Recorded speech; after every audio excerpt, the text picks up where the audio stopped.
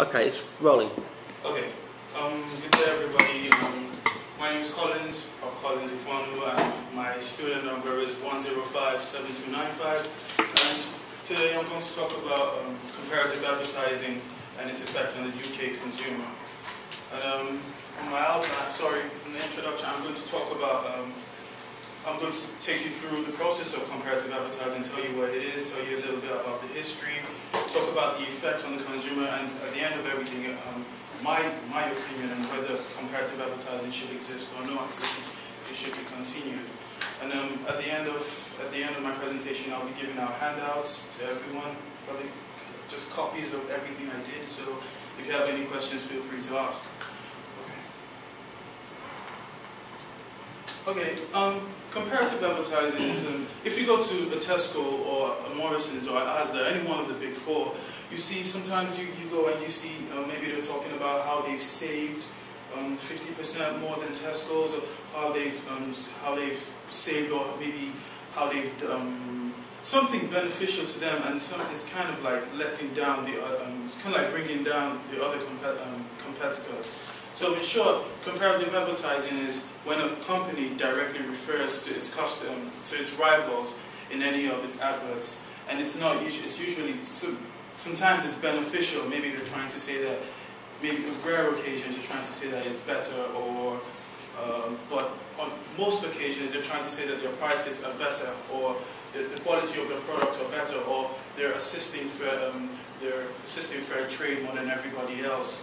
So it's widely used by companies like Tesco's and Morrison's to gain customer loyalty. Like it may be customers and it's widely used by customers. It's widely used by companies to gain customer loyalty, in the sense that maybe if you've been a long shopper of Tesco, or you've been shopping at Asda for a long time, and maybe you see an advert from Morrison's that says, "Hey, we save 50% more, or we can save you this amount of money." You can say that they're trying to get you. And in the economic downturn, there's also a major reason why it's being practiced, in the sense that customers don't have the same money, the same amount of money with the recession, the credit crunch, and everything. Customers don't have the same amount of money, so it's widely being used. So it's like informing customers on. It's informing customers on maybe how they save and how they can be helpful to you, how they can make you spend, how they can make you spend your money wisely. A bit about the history. Comparative advertising was illegal in the UK, and not only in the UK but in countries like Spain, some European countries, up until 1997, when the European Union, they made it legal on some grounds, and these grounds were that it's not misleading, and it helps the customer in the sense that it has to contain a certain amount of information. It shouldn't be misleading. It should be the correct thing. Nowadays, comparative advertising is not only practiced by brands, it's not only practiced by the big four, but price comparison websites like Money Supermarket, Go Compare, Confused.com, they engage in a kind of comparative advertising, in the sense that it's not the same thing as they don't go on their website and they tell you that this car insurance is better than this car insurance, the rates for this. Their responsibility is just to put it there, just to view the figures there, and you're allowed to choose which one you like. They're not beneficial to anybody, they're not partial to anybody, they just put the figures there. And and you can understand that, because you see that you might have been shopping at Tesco for a long time, and maybe Morrison's come and maybe they say, okay, they offer better prices, or they offer better value for money. But you don't want to change to Morrison's because you've built up a kind of loyalty with Tesco. You've been shopping with them for a while, and you know them, and they've never let you down. So some consumers they don't like change. They just want their normal life. They want to go to Tesco. They don't want to have to start comparing. So we're going to talk about the benefits. Comparative advertising helps customers to make rational decisions. in the sense that it helps them make rational decisions, in the sense that they know information about, maybe if you've been shopping at Morrison's and they tell you they're offering better value for money and their prices of the product are going to help you, or things like that.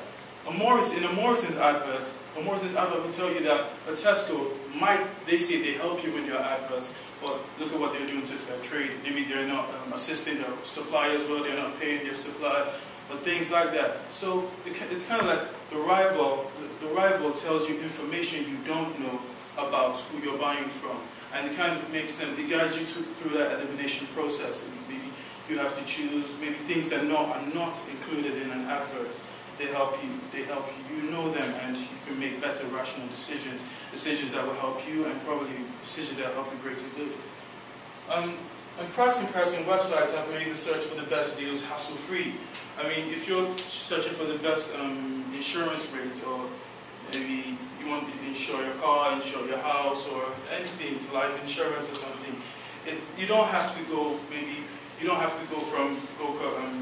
to get in your car or get on the tube, or you keep going from Go Compare, you keep going to different, like Tesco Insurance. You can just simply log online at your convenience, maybe after work, maybe when you come back, you can search, just go on your laptop and you look for the best deals. So it kind of eases stress on you, you don't have to move around. And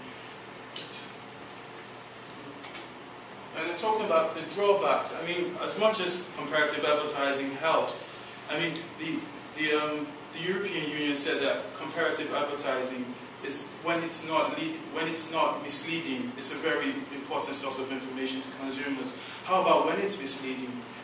Things like both companies and price comparison websites have been accused of misleading customers through various means. There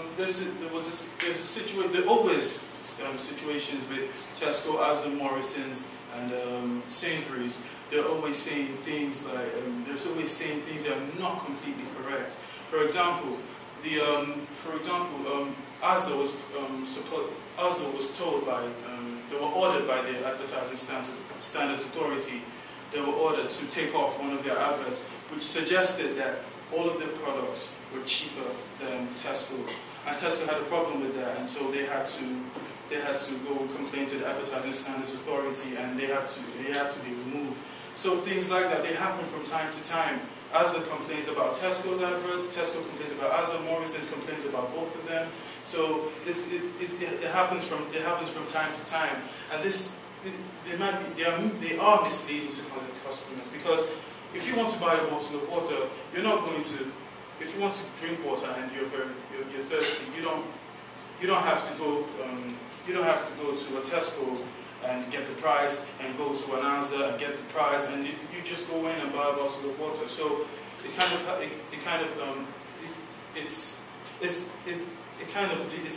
deceitful. It's deceitful. And even price comparison websites, they have been accused